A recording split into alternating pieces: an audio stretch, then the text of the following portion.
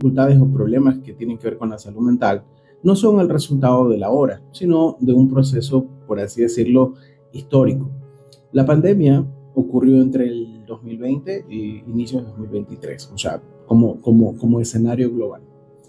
Y las recomendaciones internacionales y de salud mental indican que todos los países debieron haber implementado estrategias, programas y servicios para los efectos pospandémicos que se podían haber desarrollado con las personas. Pues los niños vivieron una situación particular porque tuvieron que de la nada pasar a vivir confinados.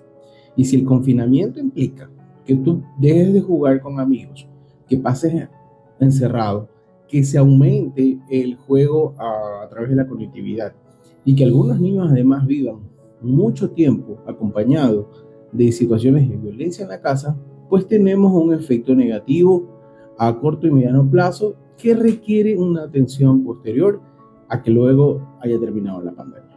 Luego, ¿qué otro elemento tenemos que tener en cuenta? Es el hecho de que el Ecuador vive una situación de inseguridad. Esencialmente son los adultos quienes tienen todo el tiempo que tomar todas las prevenciones y gestionar este tema. Pero, ¿qué pasa con los niños? Aun cuando están dentro de la casa, los niños aprenden por aprendizaje vicario, se llama. Es decir, a partir de la observación y la imitación. Así aprenden a comportarse, a actuar como sus padres, pero también se da el aprendizaje de algunos efectos emocionales. Entonces, esa tensión, esa preocupación, también se traslada a los niños y los niños aprenden ciertos códigos emocionales que los llevan a vivir una situación de estrés que está vinculada a la situación de estrés que tienen los adultos. El otro elemento, aumenta la hiperconectividad, por así decirlo. Los niños pasan mucho más tiempo conectados, 6, 7, 8 horas, pero no hay supervisión de los padres, que debería ser lo mínimo. Porque y lo que realmente debería pasar es que pasan acompañados. Y no solo tiene que ver con las redes sociales o tiene que ver, por así decirlo, con el hecho de que vean una película, una serie, sino que tiene que ver con el juego. Y el juego, a través de los medios digitales, de alguna manera va generando un registro emocional que se desarrolla a partir del juego, que si es violento o que si tiene emociones muy fuertes, pues de alguna manera configura un sistema nervioso mucho más riesgoso y inestable, porque el juego tiene una característica muy esencial en los niños y la parte más importante, porque cuando tú juegas con otros, aprendes a autorregularte, aprendes a comportarte, a relacionarte. Los límites. Así es. Y como los niños pierden toda esa oportunidad, ya no tienen, ni siquiera muchas veces con los adultos, el espacio para desarrollar esas habilidades sociales que le permitirían al niño desarrollarse a lo menos de manera más segura y protegida. Y tal vez el otro elemento importante alrededor de todo esto es el hecho de que como los padres no están para acompañarlos, los niños comienzan a desarrollar emociones de soledad, sentimientos de abandono y con ello el que se encuentren o se sientan con muy poca capacidad para poder gestionar sus emociones. Por eso tenemos incluso adolescentes y hasta adultos que tienen dificultades para manejar emociones porque no ha habido como el espacio y el entorno familiar o de amigos o de iguales para ese desarrollo que es de carácter social, aunque tiene que ver con nuestras emociones. Tratamiento adecuado para los niños que sufren estrés. Bueno, algunos tratamientos pudieran estar dirigidos primero al entorno familiar para que los adultos puedan volver a retomar ciertos roles de cuidado, acompañamiento. Y respecto a lo que tiene que ver con el uso de la tecnología, pues lo primero es poner rutinas, controles, entrar ahí a organizar cómo acceden a la tecnología y también facilitar en términos generales lo que sería la interacción social de los niños en espacios donde puedan estar protegidos con iguales y que además impliquen el desarrollo de alguna habilidad, es decir, puede ser fútbol, natación, puede ser cualquier actividad. Las recomendaciones para toda persona, por ejemplo, incluso una persona que vive cualquier situación de estrés o de depresión, es nunca te aísles, o sea, nunca termines desconectado del sistema social. Y es uno de los primeros elementos que hay que activar. Ahora, desde lo emocional, ahí hay que hacer un trabajo terapéutico mucho más específico y profesional para que los niños vuelvan otra vez a retomar el aprendizaje de sus emociones y activen los sistemas de autocontrol y vayan aprendiendo cómo elaborar pensamientos que también sean mucho más constructivos o positivos respecto a la situación que están viviendo. Porque emocionalmente, cuando tú te das cuenta, es cuando el adolescente o el niño está enfrentando una situación depresiva, es decir, y implica otros riesgos. ¿Cuáles deberían ser las señales de alerta? A mí me preocupa muchísimo el análisis que usted nos está haciendo porque nos indica que nuestros niños se están criando en solitario. O sea, en un ambiente de soledad, mamá trabaja, papá trabaja, o de repente como esté formada esa familia, pues no, ese niño asiste a un horario escolar, luego regresa a casa y la única compañía que tiene es su celular, y en ese celular juegos o información que realmente no está bajo ninguna supervisión adulta. ¿Hay señales de alerta frente a esta situación cuando los chicos ya empiezan a generar algún tipo de estrés?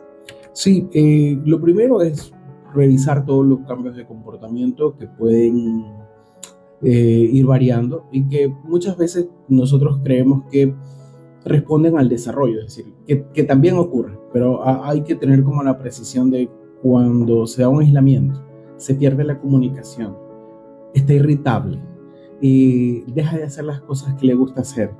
Antes tenía la emoción de ir a hacer algo y ahora ya no la tiene. Entonces ahí ya estamos hablando de algunas señales de que algo está pasando, ¿no? Y claro que algunas familias y padres tienden a poner ciertos controles de qué tipo de información accedes a través de un teléfono o algo por el estilo, pero no es suficiente. Eso aporta la supervisión.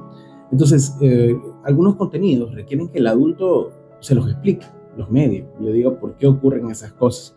Y cuando no estamos para los niños, pueden haber personas, otro tipo de personas que están, y esas personas no tienen la misma intención. Entonces, creo que es importante ahí ver de qué manera también la familia comprende y llega a tener algunos mecanismos para poder estar más presente, para educarse también, porque sabemos que históricamente algunos jóvenes tuvieron hijos siendo jóvenes, abandonaron sus estudios, y es decir, y hay unas características de las familias ecuatorianas donde sin haber terminado su escolaridad tienen un hijo. Antes las familias tenían 3, 4 hijos, como quiera los niños crecían con sus hermanos. Hoy es 1, máximo 2, y a veces con diferencias de edad. Entonces tampoco hay un hermano para el niño que crece solo en una casa. Entonces ahí tenemos que ver de qué manera la familia también requiere apoyo de manera individual y puntual. Doctor, y aquí es importante también indicarle a nuestra audiencia, a las mamás, a los papás, pues no, que hay que atender la situación, porque realmente si no se atiende puede llegar a tener consecuencias. ¿Cuáles serían esas consecuencias de no atender una situación de estrés a los niños en su vida adulta, podría decir? Sí, mira. A largo plazo sería. Ajá, sí. Y los niños, cuando incluso transitan por las situaciones de estrés que pudieran ser normativas por su desarrollo, es decir, cosas que enfrentan por ser niños o adolescentes, a veces igual requieren apoyo, es decir, o de su familia o de algún profesional para sobrellevarlo. Niños que a lo mejor, o adolescentes que viéndose al espejo se ven feos y no son feos, y requieren un apoyo. Pero cuando ya tenemos estas otras características de esta afectación por estrés de otra índole, pues se requiere de alguna manera ya un poco más de ayuda profesional. Y ahí aparece un problema que a veces nos cuesta pedir ayuda. Y tal vez es el primer paso. Tenemos que reconocer que necesitamos ayuda, y que necesitar ayuda no está mal, sino que al contrario, es una forma de buscar vivir mejor, vivir bien. Y con ello evitar los riesgos, porque lo que puede pasar a futuro es que el adolescente se aísle del hogar, de la casa, lo abandone como tal en un momento determinado de una manera abrupta e inadecuada, que además lo pone en riesgo o en desventaja.